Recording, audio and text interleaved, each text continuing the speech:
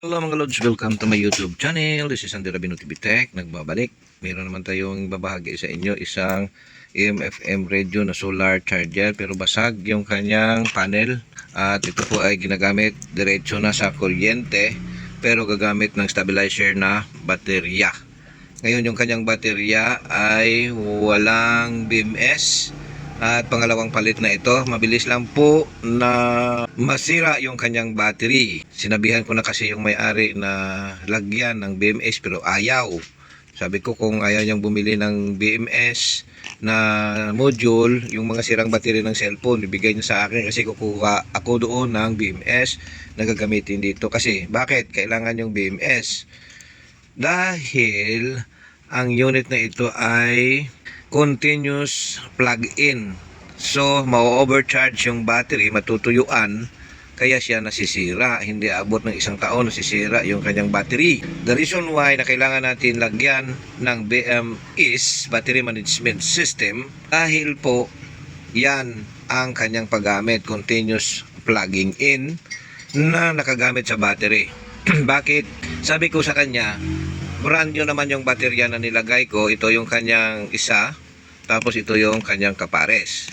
Ngayon, itong isa kinabit ko na sira, hindi nabot isang taon. Ito ilalagay natin yung isa dito. Babalik natin.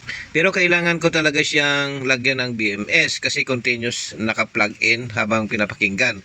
Kasi ito naka-design po, ito ay chargeable na kung saan ipa-plug in mo siya habang tina-charge mo at pag napuno ay tanggalin sa saksakan para gamitin yung naka-charge sa battery. Ngayon ang nangyari, diretso-diretso yung sabi niya sa akin, pag ginamit niya ito ay diretso na sa charger or sa kuryente pala, sa AC input. So naka-plug in palagi. Ibig sabihin po, continuous charging. So masisira talaga yung battery pag walang BMS kasi yung BMS pag napuno po ay ihinto niya yung pag-charge at pag naglubat, aabot lang ng 2.8 volts DC, siya po ay mag-i-stop din para hindi matotally drain yung battery. Ganyan po kahalaga yung ating BMS. So, ako na nag-request na mag-order ng BMS. Ito ay 1 series para po sa isang baterya. So, ikakabit natin siya dito para po gamitan ng battery kahit continuous yung pag-charge niya. Pag napuno ay hinto po ito sa pag-charge. Okay, ang hindi ko lang kasi ito lang kasi yung kailangan. Ang unit ay wala po siyang transformer. Ito po ay tinatawag natin na yung passive capacitor lang po yung ginagamit na merong resistor. Yan, zoom in natin para makita ninyo. Ayan, ito yan yung AC, papasok dito, tatawid lang yan ng mylar capacitor papunta dito. Papasok sa ating diode, AC input.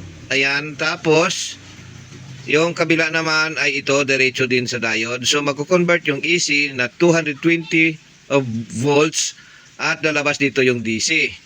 Ngayon, ang nangyari, pag wala itong baterya, okay, pag wala ang baterya na naka-plug in natin sa 220 sa source natin, ang mangyayari po, tataas din dito, lalabas yung 300 volts kasi may filter na at masisira yung filter natin dito kasi ma-over voltage siya dahil tataas yung voltahe dito na lalabas sa secondary ng diode natin or sa DC out ng diode natin. Ngayon, kung wala ang baterya ay hindi siya pwede dahil walang transformer. Kailangan talaga natin lagyan ng baterya at para maproteksyonan ang continuous charging para hindi po madrain or madry yung baterya at masira kaagad, gagamitan ko siya ng BMS. Yan po ang rason bakit ako na po ay yung nagpupumilit sa may-ari na lagyan ng BMS. Okay? So hindi pwede na walang baterya na i-plug in sa 220 kasi po mataas yung lalabas pag wala ang baterya. Ang baterya po ang nagsisilbing regulator or stabilizer na magpapanatili ng voltahe na kailangan ng ating serkito. Yan po yung kahalagahan ng baterya dito sa unit. So hindi pwedeng walang battery kasi masisira ito. Okay? Ganyan. So nahulog yung baterya, naputol, tumaas yung voltahe at yung kanyang charging indicator ay nasira at saka yung resistor. So yan po yung nangyari. Ngayon, ibalik natin ang baterya, palitan natin ng bago kasi sira na itong baterya. At papalitan din natin itong mga ilaw. So, yung topic natin ngayon, kung paano ikabit ang BMS. Pero, hindi na natin yan ipapakita yung pag-repair ng itong ating charging indicator light. At hindi ko na rin ipapakita dito na kung ilan yung voltahe. So, kahit na i-plug in ko siya dito, basta ang masasabi ko ito ay tataas ang voltahe dito at tataas din dito sa kabila. So, ito yung positive at saka yung negative, magtataas po yung voltahe dyan kasi wala pong baterya na magpapanatili sa kung ilan ang voltahe na kailangan ng ating mga piyesa. So, yan po. Kaya lagyan natin ng BMS. I-set up ko lang muna yung aking stand. Okay, tuloy natin ito. Yung ating BMS, ilagay po natin siya dito. Hindi ko siya ididikit dito sa baterya. Nilagyan ko lang ng tape para po malaman ko kung saan dito yung good at yung sira.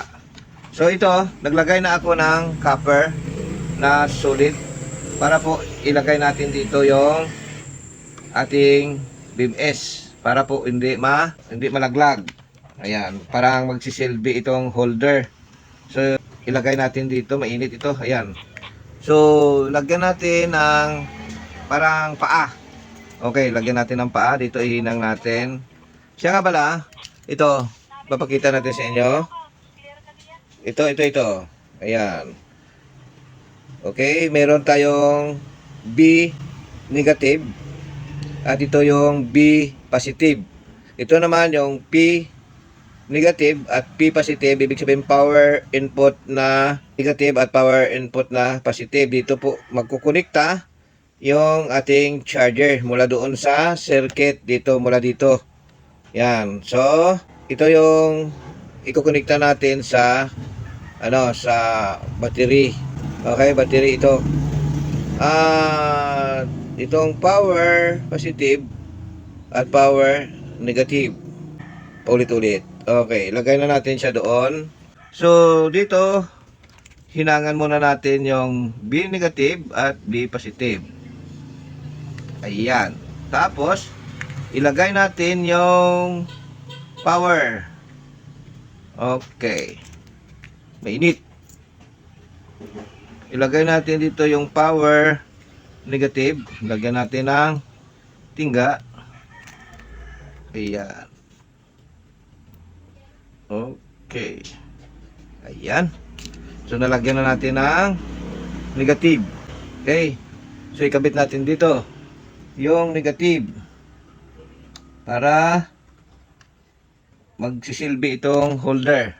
Alright. Alright. So, lagyan natin muna ng soldering lead or bagong hinang. Ayan. Minute. Aray, naku.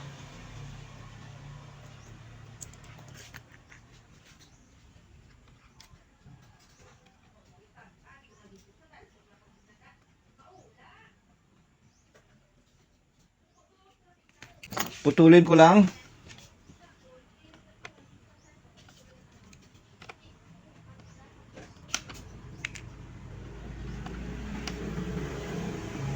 Naputol ko na. Ikabit na natin dito sa circuit. Ito.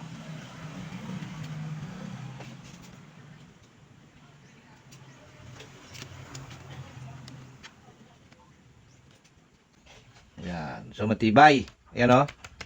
Ayan. Tibay siya, matibay. Dagdagan pa natin. Ayan. Nahulog. Kasi, nainit natin ng soldering iron. Ayan o. Okay. Tapos, yung positive, ilagay natin doon. Lagyan natin ng connection para po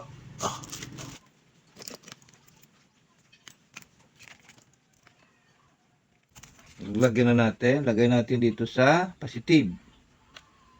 Ayan. Tapos, i-connect natin dito sa positive din.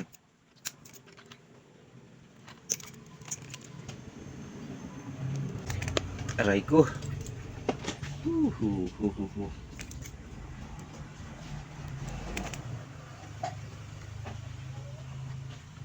Ayan, nalagay na natin ang negative at positive na power.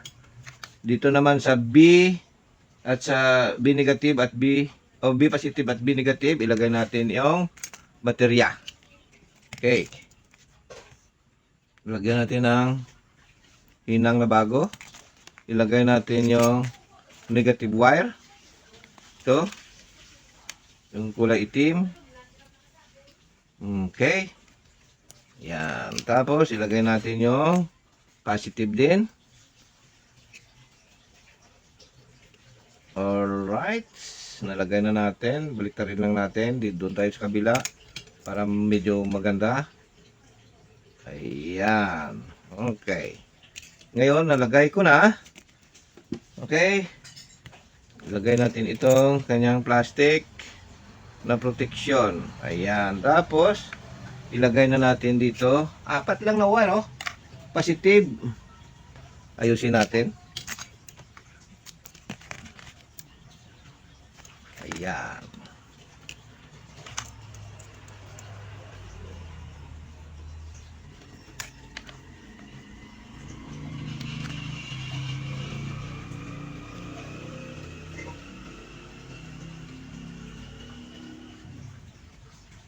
Oh, Jesus.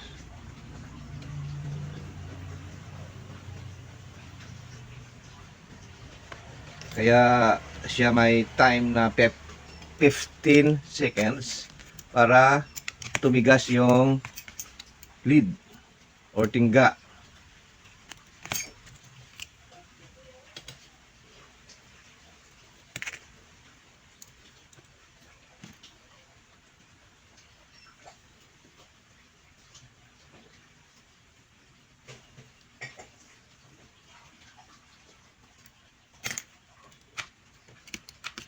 Kaya na ilagay ko na. Ayan na siya. Kunin natin yung cellphone. Ayan na mga lods. Kung makikita nyo, yun o, yung negative, ginuhitan ko na kanina, ayan o, negative at yun o, positive. So yung positive nakakonect sa power positive or P positive, yung negative nakakonect sa P negative, at yung B positive nakakonekta sa ating positive ng battery, at yung B negative nakakonekta sa ating negative ng battery. Yan, apat lang na linya po. Madali lang po ikabit. Ngayon, dahil na ikabit na natin, kukunan natin ng video, yung pag-plug in natin. Okay? Ilagay natin dito yung ating tester. Ayan. Para makita po. Okay, lapit natin ng konti. Ayan. Okay. I-on natin. DC. Tapos, basahin natin yung pumapasok mula sa battery, kung ilan. Positive to positive, negative to negative. Meron tayong 3.7. Ngayon, ipa-plug in na natin para mag-charge. Okay, lagyan natin ng easy plug. Ayan, easy cord. Okay. Ayan. Tapos, i-plug in natin. Ayan o. Na-plug in na natin. At titingnan natin ngayon kung magkakarga. Ayan, merong 3.7. 3.979 or 791, oh, magpapalit nagto. Ibig sabihin, nagta-charge po yung battery natin. Kasi dahan-dahan po na umaakyat sa may bandang huling digit. Ayan, oh. Ayan, kasi pag napuno ito, aabot ito ng 4 volts. Itong 3.7 na 18650. Ayan, oh. Tingnan natin. Ayan, 3.793, 794. So, umakyat. Ngayon, yung baterya, titingnan po natin kung talagang, ayan o, di ba? Tapos yung galing doon sa source, ito yung galing sa source na sinabi ko kanina, ay ganyan po yung kanyang supply. Ngayon, pag hindi po, pag wala pong baterya, tataas po ito yung supply, which is masisira po yung ating circuit. So ang nangyari, dahil nga nasira yung battery, nasira yung kanyang ilaw dito. So walang ilaw na nagpapakita na ito ay nagcha-charge. So hanapan ko na lang ng ilaw at resistor, papalitan ko po ito.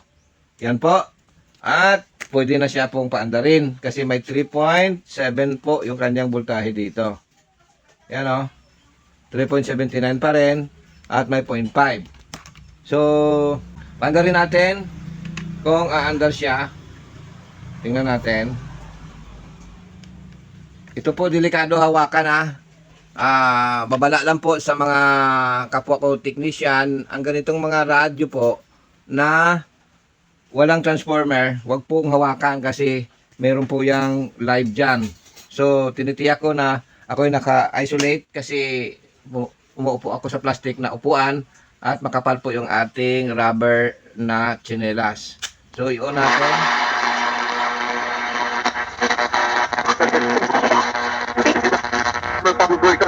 Roberto Bernardo, Henry Alcantara, Gerardo Abulencia at kontraktor na si Sally Santos.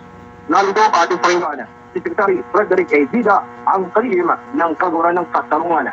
Ito po mga nagbalik sa atin. Susukatin po natin yung kanyang battery kung sa pag-andar niya ay bumabagsak. Ayan o, 3.78. O, diba? So, mababa. Kinain ka agad ang 0.09 o 01. Ayan o, i-off natin. Ayan. Na-off natin. Titingnan natin uli dito. Ayan o. 3.79 or 795. Ayan po. So, umaakyat, nagta-charge po yan. So, yan na po. Ganyan na po. Yung topic natin dito is kung paano natin ilagay yung BMS. Yan na po yung ating topic. Gawa na ang unit natin. Ang ating topic ay kung paano ikabit yung 1 series na BMS module. At kinabitan natin ng bagong battery kasi ang battery niya ito ay sira na. Bakit ko nasabi na sira? Ito po, ayan o. Ayan. So, 0.30 or 0.4 na lang yung kanyang voltahe. Tapos, pag tiningnan natin sa current check dito sa ating battery o sa ating isang tester sa analog, i-off natin. Ayan o. Lagay natin dito sa 250. Ayan, tingnan natin. Ayan o, 250. So, ilagay natin dyan. Tapos, ayan o. Oh, wala na siyang current, di ba? Oh. Okay? Wala. Di ba? So, sira na talaga ang battery na ito. Ngayon, ang battery naman na isa na kinakargahan, bunutin muna natin sa outlet para po safety. Ayan. I-current check natin yung battery. Dito tayo sa baterya. Ito negative. Ito ay positive. Mabilisan ko lang pong ikalabit. Makita nyo yung palo ng needle. Ayan o. Ayan, di ba? Ayan o.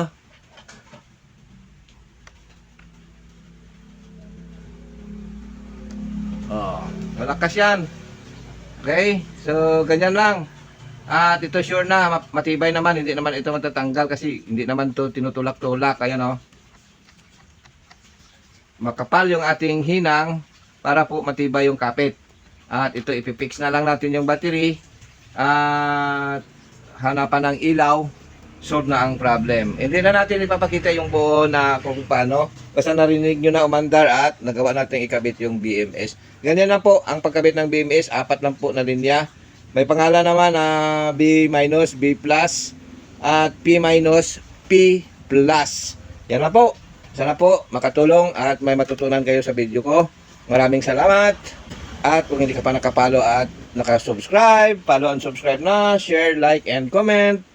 Maraming salamat. Sana po hindi nag-i-skip ng ad. Shoutout sa lahat po ng ating mga kapwatik vlogger at sa ating mga masugid na supporter at mga manonood. Bye-bye!